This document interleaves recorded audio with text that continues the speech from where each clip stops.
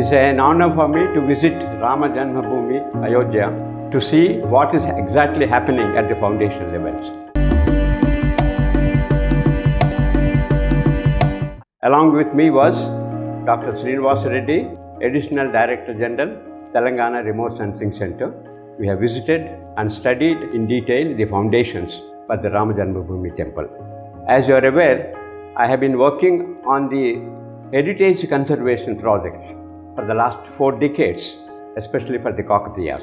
Right from 1980s, we were working on the geotechnical appraisal and evaluation of Kakatiya monuments.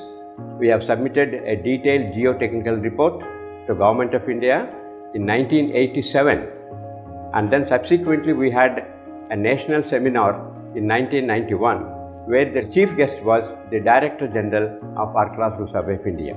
And it was a fascinating experience for the Director General to see our Kakatiya monuments that were built 1,000 years back.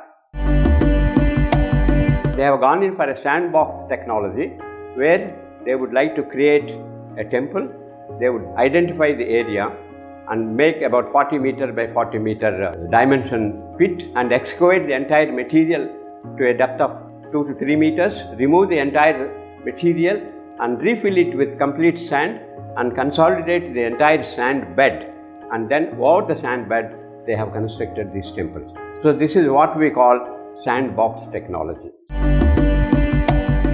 In the case of Kalyana Mandapam of 1000 Pillar temple, there was a major fault, major fracture through which the sand has escaped into Koneru in the northeast corner, and thereby the sand lost its confinement and then lost its density, and the superstructure could undergo differential settlement, resulting in the total collapse of the Kalyana Mandapam. Whereas the 1000 Pillar temple, which is very close to it, is opposite to it, has still retained its perfection, because the sand that was confined is absolutely at the optimal level of density.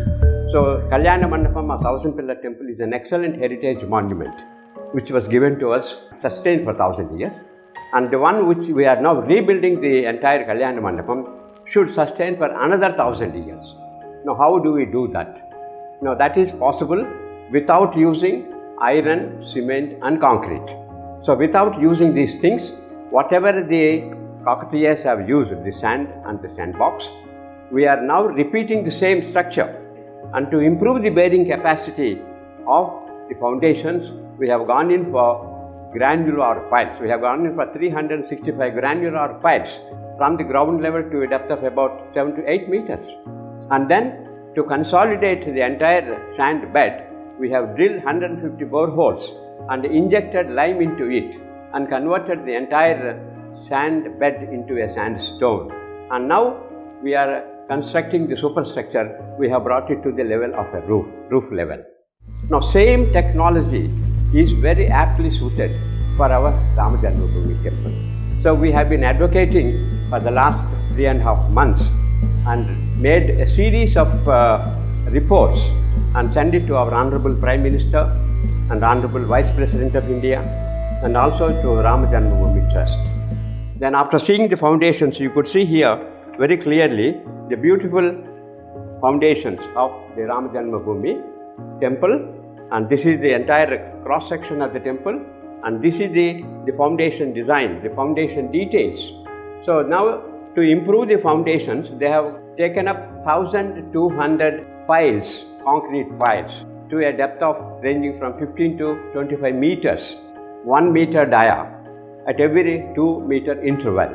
They have identified 1200 piles of variable depths, and then they have created a beautiful bed, and over that you have 2.25 meter basement layer. On the basement layer, they are going to build the temple. The temple is being built with sandstone, a wonderful, beautiful rock. And whereas below the temple, the foundations, they are using cement concrete blocks of M30 grade. So we were requesting the authorities not to use cement, iron and concrete. In place, use sandstone, because the life of sandstone is about more than 1000 years. So we try to impress on them the need for improving the life of the foundations to 1,000 years. That's exactly what we are now doing at Kalyana Mandapam of 1,000 Pillar Temple. So we have created such a type of foundation which would sustain for 1,000 years, and the superstructure is being built with granite which would again sustain beyond 1,000 years, and thereby the entire structure would sustain for another 1,000 years. On our part, there were 8 experts that have participated, and IIT Chennai is vetting the designs. Similarly, the Central Building Research Institute, Roorkee, also vetting the designs created by L&T. L&T is the contractor who is doing the wonderful job. So all these things together, we had a conference that they have agreed to replace cement concrete blocks of M30 grade with sandstones. I am very much impressed that the country is going to see a beautiful temple coming up with wonderful foundations and with wonderful superstructure. In addition, we have identified through remote sensing here the Sarayu river, in which Lord Rama used to take bath under. It comes from Nepal and is one of the very beautiful perennial river, but undergoes meandering. So we have identified through remote sensing that there are 3 paleo channels passing very close to the Rama Janmabhoomi temple site. So we are going to suggest to them that they have to go in for grouting, as we have done in our Kalyana Mandapam of 1,000 Pillar Temple. It is not only the piles of 1 meter dia. In addition to these piles, you have to drill some more boreholes and inject cement into it. The cement means the cement which is composed of the normal cement, the fly ash and the silica along with certain chemical ingredients mixed together. It almost behaves like a lime. So we are going to inject that type of material and make the whole area one composite unit, so that even this covering phenomena of the Sarayu river will not have any impact on the piles. So the longevity of the superstructure and the foundations are now homogeneous.